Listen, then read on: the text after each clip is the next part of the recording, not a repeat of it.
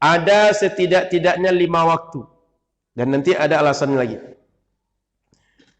Pertama, ketika setelah sholat subuh sampai matahari terbit. Yang kedua, saat matahari sedang terbit. Kenapa disebutkan ini? Karena boleh jadi orang mengira setelah subuh sampai matahari terbit nggak boleh sholat. Pas matahari terbit gimana?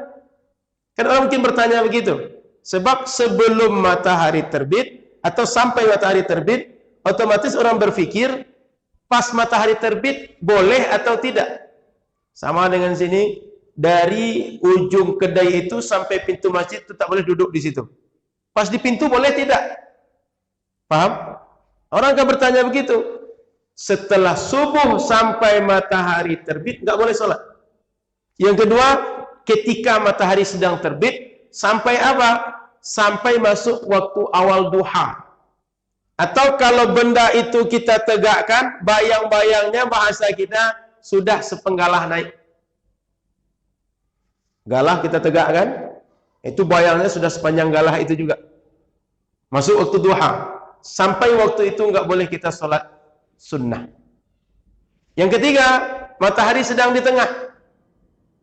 Kecuali hari Jumat. Itu diperbolehkan. Yang keempat, setelah asar sampai matahari terbenam. Itu tak boleh. Yang kelima, matahari sedang terbenam. Ini 5. Tidak boleh sholat sunnah di waktu yang 5 tadi. Catatan, ini sholat sunnah. Bukan sholat wajib, bukan sholat fardu. Maka sholat wajib dilakukan di waktu 5 ini tak ada masalah. Kan boleh jadi ada orang subuhnya kesiangan, atau asarnya telat sekali. Boleh di waktu 5 ini. Atau sholat mayit. Karena sholat mayit itu bukan sunnah. Sholat mayit itu fardu. Fardu kifayah. Maka sholat mayit setelah subuh boleh. Tengah matahari sedang di tengah boleh. Setelah asar boleh. Malam pun boleh. 24 jam boleh. Kenapa? Dia fardu, bukan sunnah. Jadi, karena sebagian masyarakat, sebab 5 hal ini, itu tak mau menyolatkan mayit setelah asar. Ada kejadian itu. Itu ada di kita sebagian. Perlu dipahami yang tak boleh itu sholat sunnah. Bukan sholat wajib. Sementara sholat mayit adalah sholat wajib. Fardu. Fardu ain, ada fardu kifayah. Sholat mayit adalah fardu kifayah. Kemudian Bapak Ibu rahmati Allah Subhanahu wa taala, salat yang tidak diperbolehkan itu adalah ada ketentuan. Artinya tidak semua salat sunnah enggak boleh di 5 waktu tadi. Selain 5 waktu tadi ada ketentuan yang lain. Apa itu? As-salatu laha sabab. Salat yang punya sebab itu tetap boleh di 5 waktu tadi.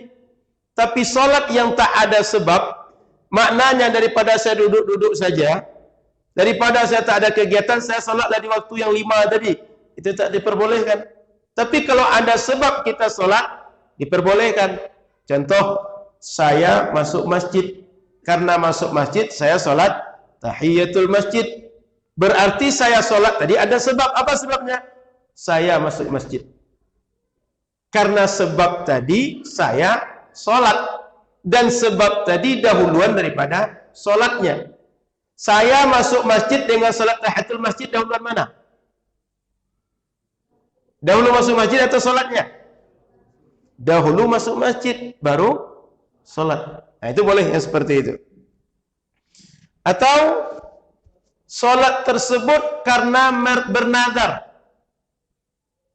Saya nazar salat duha, atau saya nazar salat asar, atau salat-salat yang lain. Intinya bernazar.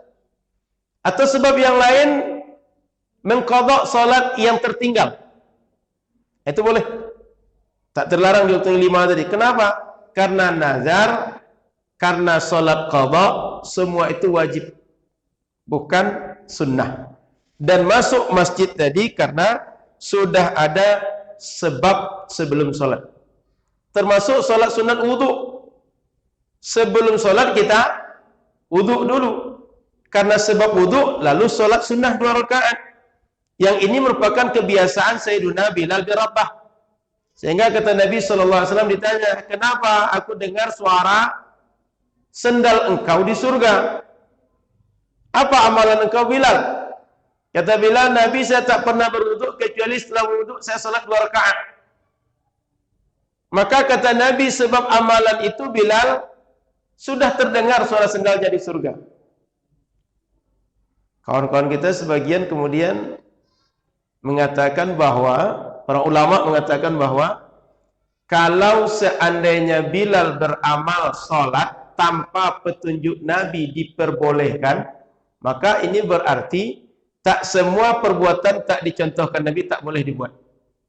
Sebab Bilal tadi sholat tidak pernah ditunjuk Nabi, tidak pernah diajarkan Nabi, tak ada dasarnya dari Nabi. Kalaulah ada dasar dari Nabi, Nabi tak akan bertanya.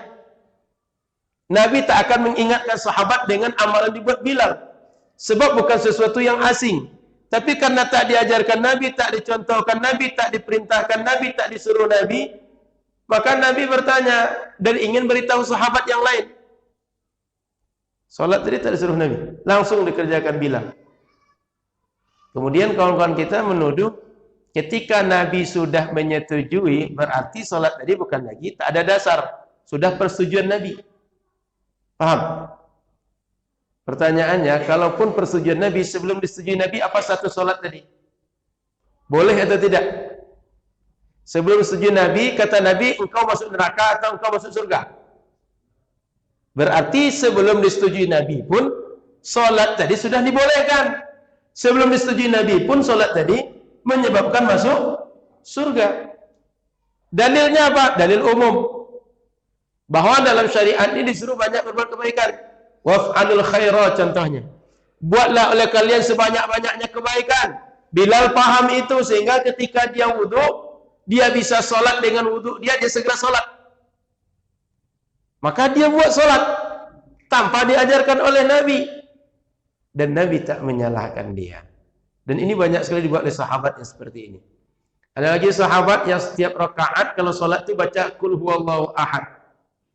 Ada sahabat setiap rakaat baca ayat lain, Qul huwallahu ahad pasti dibaca.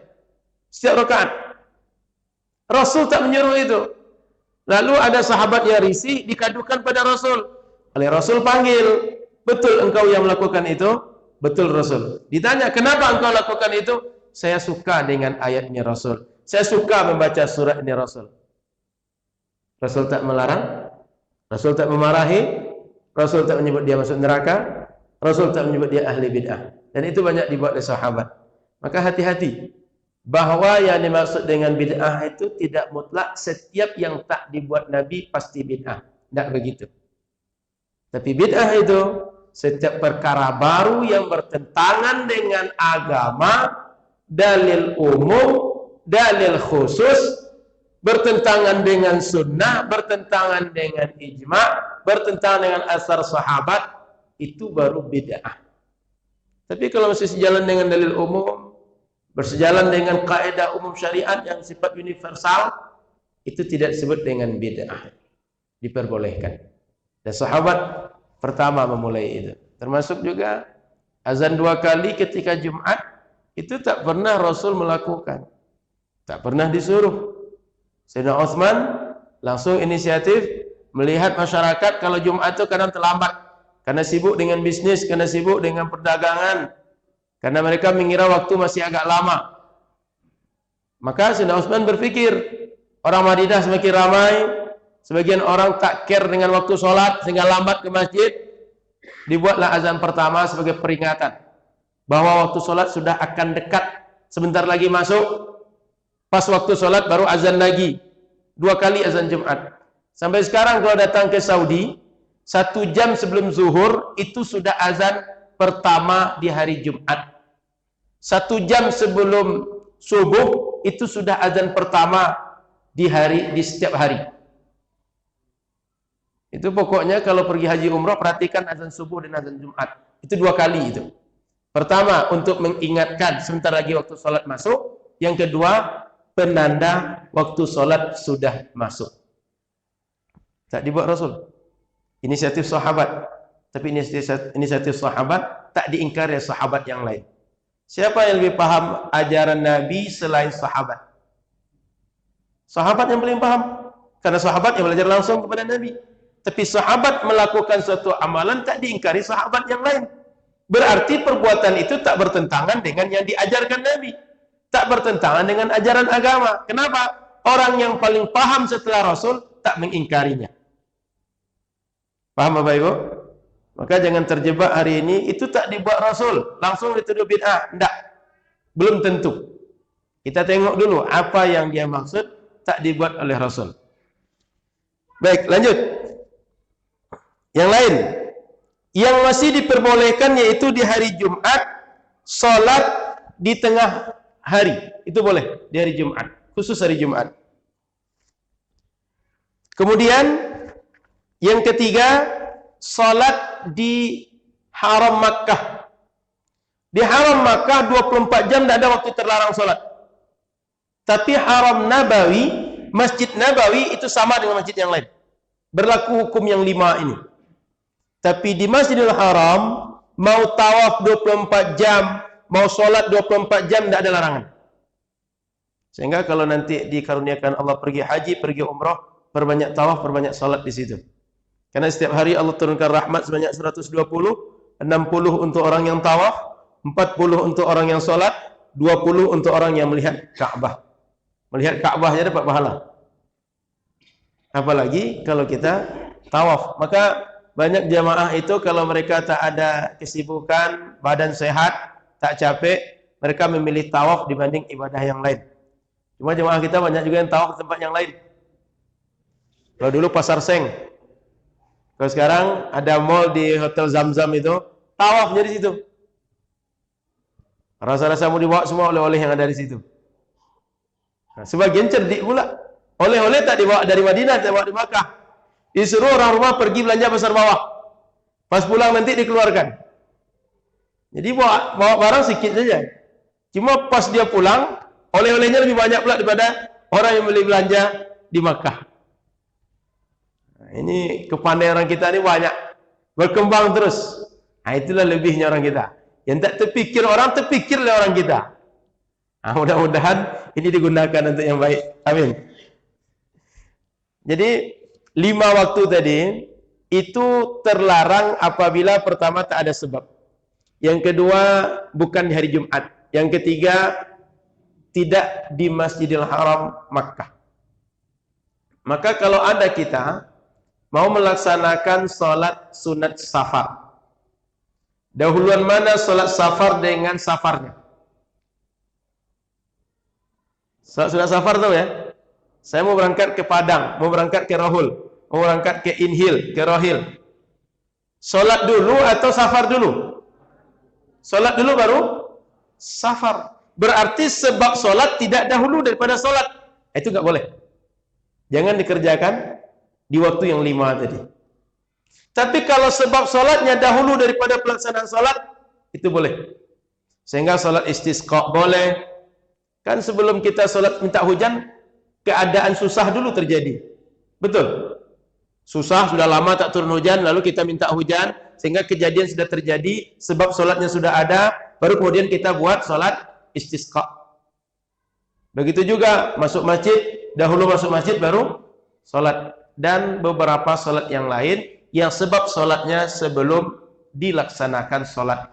Itu boleh di waktu yang 5. Tapi jika tak ada sebab, sekedar kita mengisi waktu atau salat mutlak atau sebabnya mutaakhir, sebab pelaksanaan salat tadi belakangan daripada salatnya, itu tidak boleh di waktu yang 5. Paham Bapak Ibu? Sehingga salat tahiyatul masjid tidak ada larangan 24 jam. Setiap kali masuk masjid kita tahiyatul masjid silahkan. Hanya saja perlu kita pertimbangkan. Kita mau salat tahiyatul masjid kemudian waktu iqamah sudah dekat. Sudah tahu kita ini orang tinggal 5 detik lagi. Dikejarkan juga takbir. Boleh juga seperti itu, tapi sebaiknya mengejarkan takbiratul ihram bersama imam. Lebih afdal begitu. Ustaz, dia tahu Ustaz, baru takbir dia orang iqamah. Dia solat, apakah dia putuskan solatnya? Tidak. Tidak sebaiknya dia putuskan. selesaikan solat dia, selesai solat segera dia ikut imam.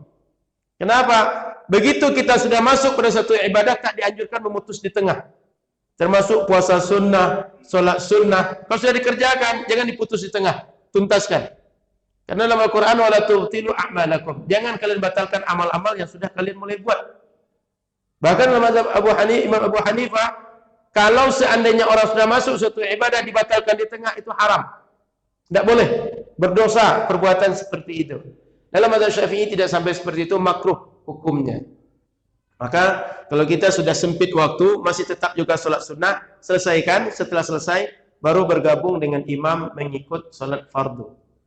Ustaz, imamnya agak cepat solat, boleh juga, tak masalah. Yang penting belum selesai solat jamaah tadi. Kalau solat jamaah masih panjang waktunya. Mungkin 2, mungkin 3 rakaat, masih panjang. Selesaikan dia, nanti yang penting masih bergabung dengan imam untuk solat jamaah.